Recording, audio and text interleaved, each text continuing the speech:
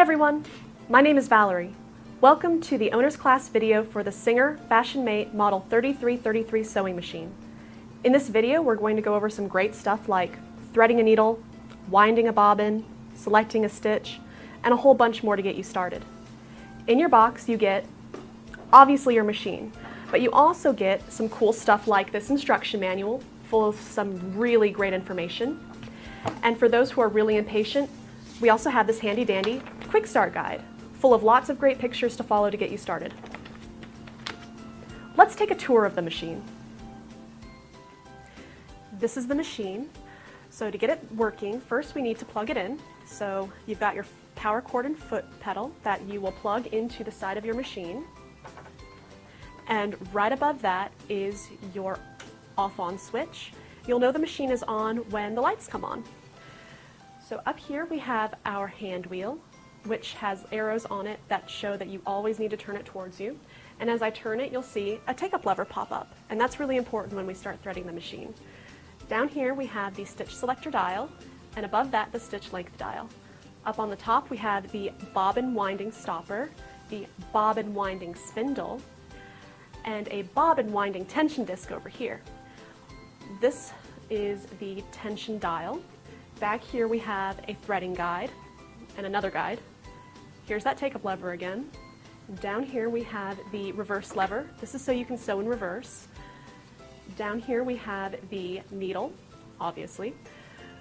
The all-purpose foot, which you'll use for most of your sewing. In the back we have a presser foot lifter. It's up when you thread, down when you start to sew. Your bobbin is right here along with the cover. And you can remove this piece to expose a free arm, which is great when you're sewing like cuffs, pant hems, anything circular. If you turn this around, it's got a door. And we have all of these extra accessories inside, such as extra bobbins, spool caps, and presser feet. And so before we thread the machine, let's look at some of these extra presser feet. In total, this machine comes with 4 presser feet. Now, the all-purpose foot comes already attached to the machine, and that one you'll use for most of your sewing. You also get a buttonhole foot, which makes buttonholes, and this foot is the long white foot with the red marks on it. You also get a button sewing foot, which is used to sew buttons onto your projects using the zigzag stitch, and that foot is the transparent one with like the little blue feet sticking out of the front. And lastly, you get a zipper foot, commonly used for inserting zippers, but you can also use it for making and inserting piping. Now let's thread the machine. When we thread the machine, first we're going to wind a bobbin. So we're going to get the bobbin out of the machine. Raise your presser foot lifter to raise your presser foot, and move this little black button to the right. And this pops your clear view cover. Take that off. And retrieve your bobbin. Now this is a class 15 transparent bobbin. So if you want to go get more bobbins from the store, make sure they are a class 15 transparent bobbin. Using a wrong bobbin is like using the wrong part in your car. It's going to give you problems. So to start winding our bobbin, first get some thread and put that thread on the spool pin and cap that off with the spool pin cap. Now on the top of the machine we have 2 sets of diagrams, one in gray, one in pink, and for bobbin winding we're going to follow the pink diagram. So number 1, put the thread through this little guide. Check. Second, we're going to wrap it around the bobbin winding tension disc. And when you wrap it around, really make sure it gets in there for proper winding. So you might even want to floss it a little bit, like you're flossing your teeth.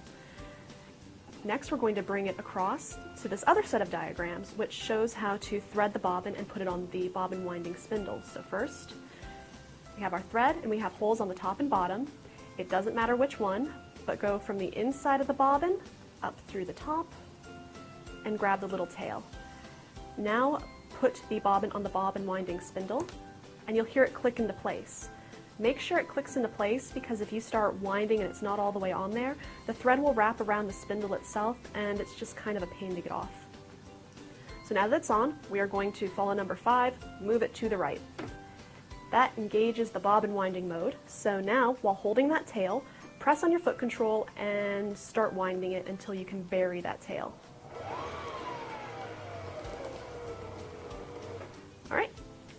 It looks like it's buried, so now I'm going to take my scissors and cut off this tail and make sure that it cuts off flush with the top of the bobbin. Then we can continue winding.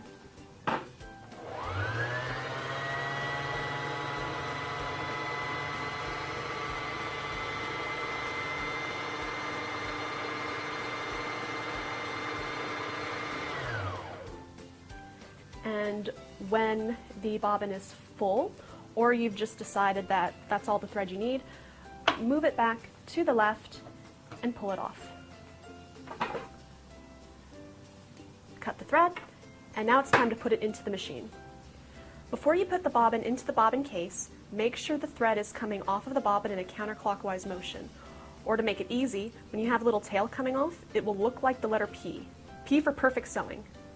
So we're going to put the bobbin into the bobbin case, and on your clear view cover you have a little diagram showing you how to thread it. So we are going to put our finger lightly on the top of the bobbin to hold it into place, and we're going to bring the thread under this little gray guide with an arrow. We're going to bring it up and around this black piece, back down, and across this little thread trimmer. Now put your clear view cover back on, and you're good to go on your bobbin. Now we're going to thread the top. If you just wound a bobbin, the top of your machine probably looks like this. So before we thread it, let's get this thread off of the bobbin winding tension disc, and we'll follow the gray threading diagrams this time. So our thread's already in number 1, great. Now we'll bring the thread to the number 2 and put it in between these 2 metal pieces. And we're going to follow the arrow, we're going to come down, 3, keep going down, 4, we're going to make this U-turn, and we're going to go back up. We're going to get to the take-up lever at number 5, so we're going to come around this piece and let the thread come up to the eye. Bring the thread back down by number 6 and tuck it behind this little metal piece. It's actually a guide, so bring the thread behind that. There is another guide right above the needle. And next we will use the built-in needle threader. And before we use it, let's make sure the needle's in the highest position. So move the hand wheel towards you and watch it move. And right as it begins to come back down, that's how you know it's in the highest spot. So now we're good to use the built-in needle threader. It has a little white lever piece right here that you're going to push down. So we're going to bring it down a little bit, wrap the thread under this hook bit, and wrap it over. Bring the built-in needle threader all the way down so that these prongs encompass the needle. Now put the thread in between those prongs. Keep holding the thread to give it a little bit of tension, and let go of the needle threader, and it will form this little loop in the back. Pull that loop, and your needle's threaded. Bring it under the presser foot, and we're ready to sew. But first, let's take another look at that needle threader. When you use the built-in needle threader, push down on this white piece and bring the thread under the metal hook and over. When you push the needle threader all the way down, it has some prongs that encompass the needle. Put your thread in between those 2 prongs. Keep holding your thread to give it some slight tension and release the built-in needle threader, and a little loop will form in the back. Pull this loop and bring the thread under the presser foot. Now your needle is threaded. Now the bobbin thread is already seated and ready to go, so we can sew. Right, before we start sewing, we need to select our stitch, and we'll do that with our stitch selector dial. And when we select a stitch, you'll know that it's on the right area when you feel it click into place, and it will line up with this little bump above the dial. Now, I want to sew just a basic straight stitch, so I'm going to keep it right here, but I see 3 colors, gray, blue, and red. So how do I know which one I'm sewing? Well, up above that is the stitch length dial. So we've got gray for gray stitches, blue, and red. And you just move the dial. Here's the gray, blue S1 for blue stitches, red S2 for the red stitches. But I want that gray stitch, so I'm going to move it back. And in the gray zone, we have numbers. The smaller number is for a shorter stitch length, the larger number is for a longer stitch length. But I'm going to have it at about 2.5, and that's pretty standard for most sewing on most fabrics. So now we're ready to test and make sure we threaded our machine properly. When you test to see if you threaded the machine properly, I recommend using some scrap fabric when you do this and not start with your project. So on this machine, we don't have to pick up the bobbin thread before we start sewing, which is an added bonus. We are going to put the fabric under the presser foot, and it was up in park while we were threading the machine, but now we're going to bring it down in drive because we're about to drive this bad boy. Press down on the foot control and sew a few stitches. Now you want to turn the hand wheel so that the needle is back in the highest position. Lift your presser foot lifter and pull the fabric out, and there's a little thread trimmer on the side that you can use.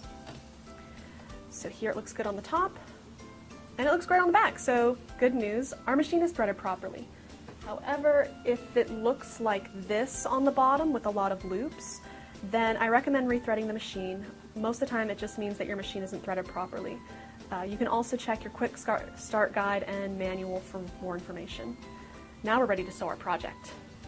Our machine is already set up to sew a seam, so we are going to start with our new fabric, and we have some guides on the needle plate, and they have some markings on them to designate the seam allowance width, like 3/8, 5/8, 1 inch. A lot of projects use 5/8 seam allowance, so I'm going to line my fabric up with that line, and I'm going to bring the presser foot lifter down and sew a few stitches forward. Turn the hand wheel towards me to bring the needle in the highest position, and now I'm going to sew in reverse to lock the stitch in place. So I'm going to push the reverse lever and hold it. Sew back a few stitches. I'm going to release the lever and continue sewing. Now when I sew, I'm not pushing the fabric, I'm not pulling the fabric from the back, I'm just guiding it so the edge lines up with my seam guide.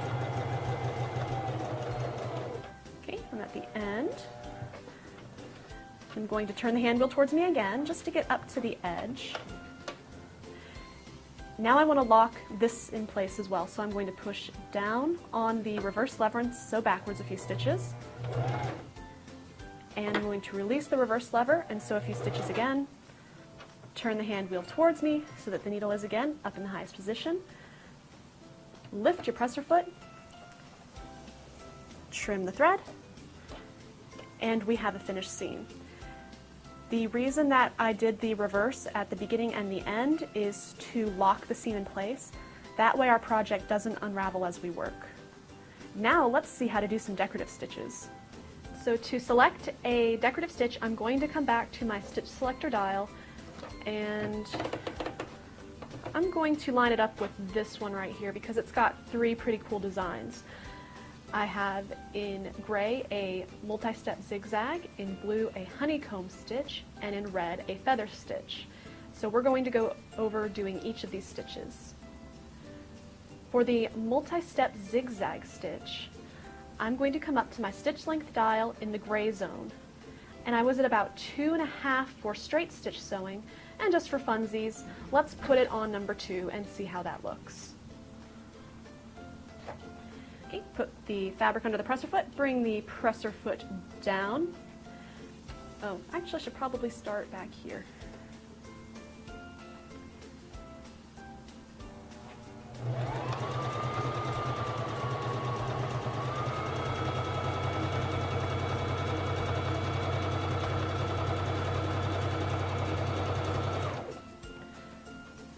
Then turn the hand wheel so that the needle's in the highest position. Lift the presser foot lifter and pull out the fabric. Okay, now I want to sew a honeycomb stitch, and that stitch is in blue. So I'm going to come back up to my stitch length dial, and I'm going to line it up so that I see the blue S1, so blue and blue. Now I'm going to sew the honeycomb stitch. Bring down the presser foot lifter and begin sewing.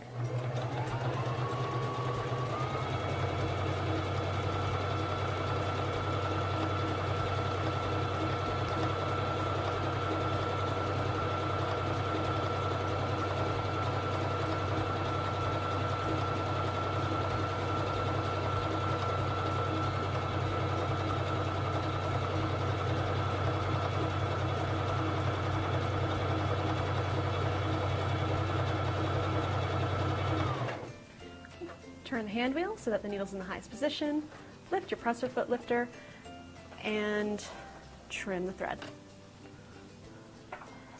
Lastly, I want to sew this feather stitch in red. So just like each of the other times, I'm going to come back up to stitch length, move it again so that it lines up with the S2 in red, red and red, and it's time to sew the feather stitch. Put the fabric under the presser foot, lower the presser foot lifter, and begin again.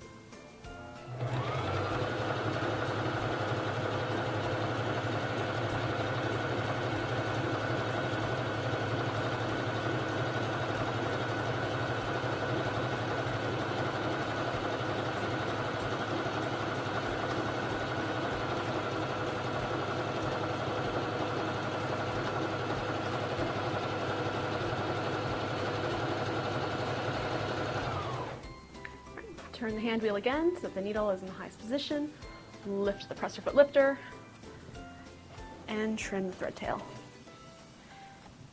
And there we have 3 decorative stitches, all on the same point on the stitch selector dial, but with varying stitch length settings. Now I want to go over how to do a zigzag stitch, because a zigzag stitch is very versatile and can be used in a wide array of applications.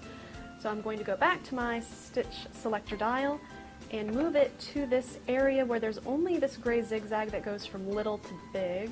So I'm going to go on the narrow side, and because it's a gray stitch, I need to have my stitch length dial in the gray area, and let's sew it at the number 2 and see how that looks. Lower your presser foot and begin sewing.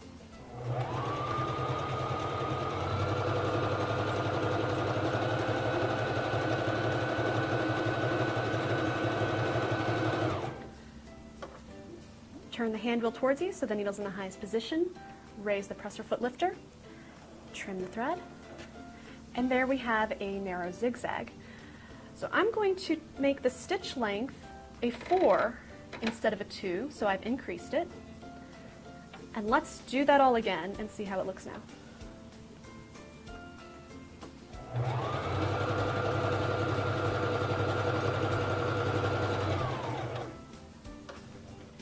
Turn the hand wheel, needle in the highest position, raise the presser foot lifter and trim the thread. And there we see that we have a narrow zigzag at 2 different lengths, and check out how different those stitches look. So let's change it up a little more. Let's make it a wider zigzag by moving my stitch selector dial to the larger area, and let's bring that stitch length back to 2.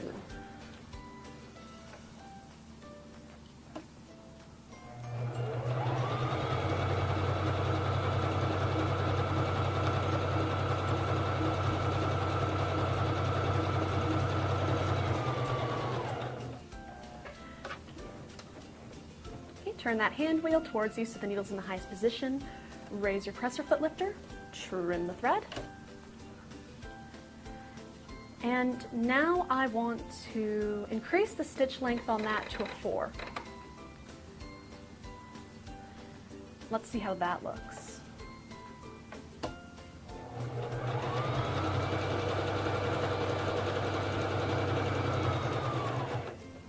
Turn the hand wheel towards you so that the needle's in the highest position. Raise the presser foot lifter, trim the threads. And here we see that by adjusting the width and length of the zigzag stitch, we have a bunch of different looking stitches, but all zigzag. One last thing I want to point out regarding decorative stitches is the tension dial up at the top of the machine. Because you might be using different threads, you might want to fine-tune the look of your stitch. And you can do that by moving this dial. You can move it down or up. And if you'll notice from 3 to 5, there's this line, so that kind of signifies your default zone. So for most of your sewing, you will be from 3 to 5. Well, let's make a buttonhole. Before we sew our buttonhole, we need to mark how long we want it. So I have my button on my fabric. I'm going to hold it in place and make a mark on the top and the bottom. So that's how long it needs to be. And then I'm going to take a ruler and make a straight line in between. and it's going to look like a capital I. Now we're ready to make the buttonhole. It is super easy to make buttonholes on this machine. So first, to do that, let's remove the all-purpose foot by moving it towards you, and attach the buttonhole foot, that white foot with the letter B on it. Make sure the red marks are towards the left. Take the metal prongs and push away from you, and it goes in. Now we need to adjust the settings on the machine. To sew out a buttonhole, I need to go to my stitch selector dial and move it to the buttonhole area. I'm going to stitch out number 1, and you'll also see 2 and 4 in the same spot, and number 3. So we're going to do step 1 right here, and go up to the stitch length dial and move it to this buttonhole zone. And this zone allows me to adjust how far apart or how close together the stitches are based on how I want the buttonhole to look on my fabric. So if you have it in the left part of the zone, the stitches are a little further apart. The further you go to the right, the closer they are together. Now we're ready to stitch it out. I'm going to line up my letter I so that it's in the center of my buttonhole foot, and I want to make sure that the bottom of my I is lined up in this hole so I can see it. Bring down your presser foot and begin sewing.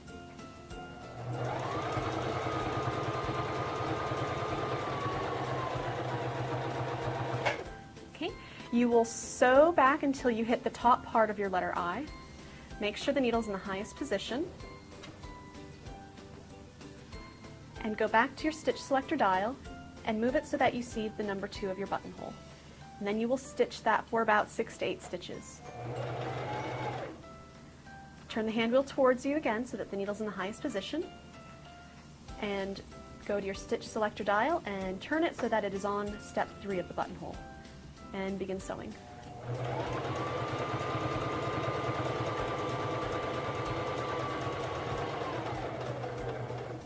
Stop sewing once you've gone back to the bottom of your I. Turn the hand wheel towards you so that the needle is in the highest position, and turn the stitch selector dial back to the number 4 and sew for about 6 to 8 stitches. Turn the hand wheel towards you so the needle is in the highest position. Raise your presser foot lifter, and here's your buttonhole. You can go ahead and clip the thread from the beginning, but once we trim our threads, the thread that we ended with, what you'll want to do is get a hand sewing needle and just bring it to the back and tie it off. Now I just pulled the thread from the front to the back with that hand sewing needle, like I said, and tied it off. And now we are ready to open up the buttonhole. I'm going to take a pin and put it through the top.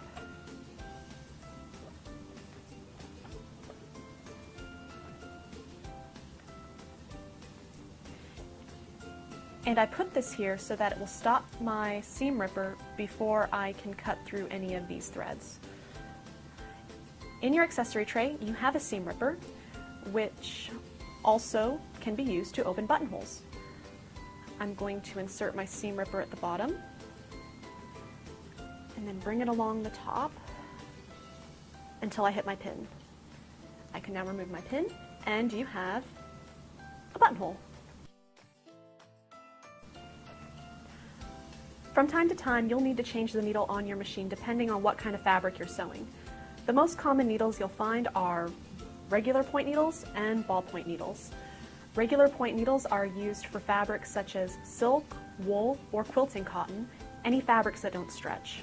And your ballpoint needles are used for your stretchy fabric, like swimsuit knits, t-shirt knits, and sweatshirt knits. The needles come in different sizes, such as lightweight, medium weight, and heavyweight. Now that you've picked a new needle, it's time to change the needle. So I'm going to remove the presser foot that's on the machine just to make it a little easier. And it will probably be helpful to maybe put like a piece of paper on top of your needle plate just to make sure you don't accidentally drop the needle into the hole.